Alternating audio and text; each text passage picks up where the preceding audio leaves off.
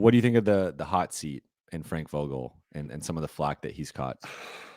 Is it Look, deserved? Because I don't think it. I think it's been overblown, and I'm not like, yet. I think he like you always whenever you have a team that's underachieving, some of it falls on the coach, right? And getting guys to buy in, and like I think there's rotation things with him of continuing to play two bigs, some of the closing lineups that he's gone with, and not adjusting late in games. I think you can put on him, but again, we're talking about not re-signing Alex Caruso. We're Yeah. shifting the entire rotation for the third straight season. I mean, this is the third straight season they basically have a brand new rotation, brand new starting lineup, brand new bench Yeah. rotation, and then Russell Westbrook not being like a perfect like. I think there's other characters to blame first before Frank, but it feels like his seat isn't hot and it's not necessarily warm, but the dial is turned up a little bit where there's a lot of outside Yeah. noise and pressure there. Yeah. Look, here's what I would say. You needed to play that a little bit closer than I do.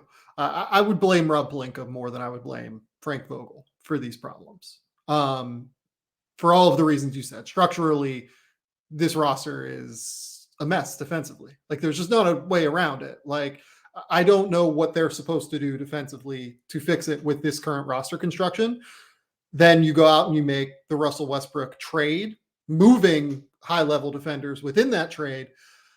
I think that, to me personally, for the situation the Lakers are in so far, 24 games, I believe, into the season, I put that on Rob Pelinka more than I put that on Frank Vogel. Like you said, like, Frank Vogel's made some choices. And at the end of the day, I would venture that Frank Vogel would be the person who would be the fall guy Yeah. for all of this. Like, it's much more likely that Frank Vogel ends up being the one that would be fired if it would ever come to that. But I think that it's very, very, very premature to put this at the feet of Frank Vogel.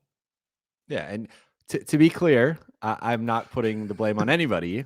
I'm just saying I think Yes, I think yes, yes. there's I just think that there's multiple things to blame, and Yeah. I wouldn't put Frank first and foremost. I would he's in the mix, but I would probably put him closer to like fourth on the Yeah. list. No, I agree with you. But you know what? You're the coach of a LeBron James, led team.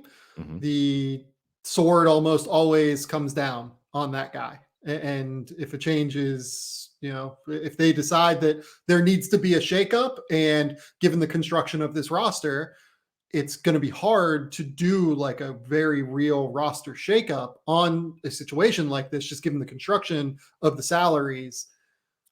I mean, look, like, I don't know that I would be blown away by like Frank Vogel. Like, if it continues to go this way, Mm-hmm.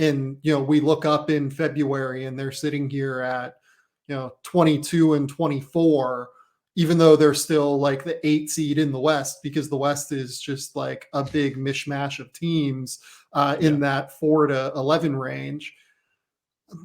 I don't know that I'd be blown away by the Lakers making a move, but I don't think I would agree with that move either. Like you said, like, I don't think it's on Frank Vogel at this point. And I think I mean, you can make the case like, sure, maybe you want a more of like a Mike D'Antoni-esque offensive mind at the helm that can kind of maximize some of these pieces. But I also think you can make the counter argument like, I'd want a defensive coach that can try to make something out of this Yeah. group defensively.